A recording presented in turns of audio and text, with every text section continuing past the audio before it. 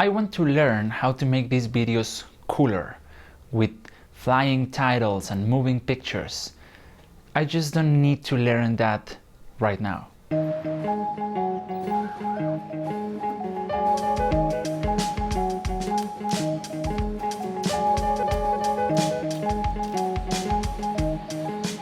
When I started working on the website for freetalkenglish.com, I found myself thinking this idea that I had from before, but that when I was working became clearer.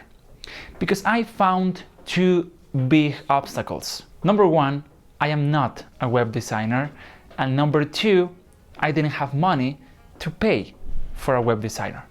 So this job had to be done, and someone had to do it. And that was going to be me. So I did some research on the internet and I found the basics and I just started working. And every time that I found something that I didn't know how to do, I would just look it up on the internet. How do I change the color of the button? How do I add a new section? How do I hide this? How do I resize the images? So I was just learning what I needed to learn to solve one specific problem, because I figured that I didn't need all the knowledge of a web designer. There are a lot of things that I don't know how to do, but I didn't need to know those things to do what I wanted to do. I trust my skills and I trust, of course, the internet. And in the end, everything worked out. Of course, everything you do is perfectible. Our website is, in my opinion, looking very good, but we can still do a lot of things. But what I wanted to do was very specific. I wanted a website where I could host a podcast, have some sections, have people sign up for the course. That was what I wanted. And to do that, I didn't need to know all the things that a web designer learns in a career. So I just needed some very specific things and I applied them to my website. This happened with all the other things that we were doing. The podcast, for instance. There are many things about audio that I don't know how to do. There are, if you look at a console of a sound engineer, they have hundreds of buttons and they do lots of changes and they arrange and take care of a lot of things, but I didn't need that. All I wanted was a way to put my voice on the internet, to deliver it to you and give you some information. And that was what I was doing. With the video process, we had something similar. I started learning the basics of editing, the basics, getting your original files, cutting them, mixing them, putting audio there, images, text, and that was it. Of course, I had in my mind this idea of how I want my videos to be. I want them to be more fun. I want to have some pictures floating around and cool transitions and all that. And I could easily do that. I could take a course of edition. I could spend more time learning how to do that. But the way I see my videos is as a vehicle. They are just a vehicle to transmit some ideas. And I think that the way my videos are done right now is doing exactly that. Anything that I want to do will be just extra. Maybe positive extra, but still extra. And if I decide to spend more time learning those things, I will have to cut time that I am using to record these things. So it is an idea that I want to do, but I am going to do it later. Now, how is this applied or related to language learning? Well, think about it like this. In an English course, if you are taking right now an English course or you have taken an English course, almost every single school has what they call a syllabus. And a syllabus is the outline of all the content that is going to be taught and learned in a course. And this is divided among all the levels of the course. Could be 1 to 6 to 10 to 15 to 20. And they have this very specific way of ordering things. So they start with, for example, some vocabulary and verb to be, and then you have simple present, and then you have past and present continuous and all that. But they follow that exact order. So sometimes in the very beginning, students are limited to what they are learning at a time.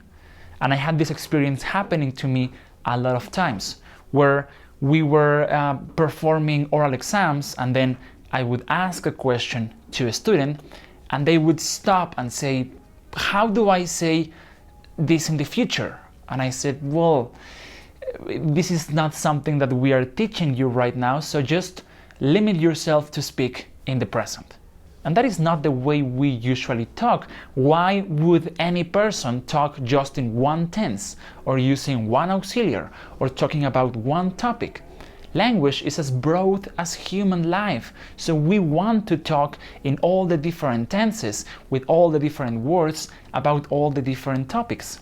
But syllabus don't permit this to happen easily or naturally. So what can you do to find what are the things that you need to learn right now and not all the other things? Well, one simple way to do that is start reading. You don't have to start reading a lot of things, or maybe real or completely authentic things, or very specific or specialized things. Just start reading. If you are using a textbook, use that one and start making notes on the things that you don't know. You are going to find a lot of things that you do know, but a lot of other things that you don't know. And those things that you don't know are the things that you need to learn right now to understand that thing in particular. Now, maybe you will forget them afterwards. It's natural, but you will learn those things to solve this specific problem. I remember once I was teaching a course. It was a very basic course. I think it was course 2 or 3.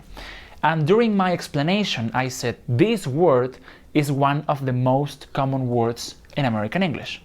And one of my students said, okay, how do you know that? And I told her, well, in our teacher's edition of the book, at the beginning we have this thing that is called a corpus. And a corpus is a collection of the words that are more frequent within a language. In this case, they were the 500 most used words in English. And she said, okay, can you give us that information? Can you give us that list? And I said, sure, I can make some photocopies and I can give you that list, but it's going to be useless, because those words, regardless of the fact that they are the most common, those are not the words that you need to know. Let's suppose that in that list they say that the most used word, number 382, is panorama. And then you study all the list and you learn what panorama is, but panorama is a word that you never have to say, or you find yourself using it once or twice a year. What was the use of learning that word if you don't need that word? And this is exactly the point that I am trying to make. Sure, first conditional and second conditional are very important in English, and if you know how to use them correctly, your English will sound so much better. But maybe, just maybe, you don't need to know them right now. If you do, go for it. But if you don't worry. Don't cross that bridge just yet. One of the activities that I ask my coaching students to do is to text me. To text me anything, anytime, from anywhere. I tell them, send me a message and tell me, what are you doing? What are you thinking? How do you feel? What are you seeing? What are your plans? Anything. Because in this way, they start realizing what are the things that they don't know, but they want to know. If they want to say, oh, I am sitting on a bench at a park, and they want to say that, and they think it in Spanish, but they say, I don't know what is the word for bench. So then that is one word that they need to know because it's happening in their lives and they want to share it. So that is something they need to know, and then they learn it. That is something you can do too. Start writing down your thoughts. What do you want to say? And you will find what are the things you need to say those things. Learn what you need to learn, and you will get where you want to go.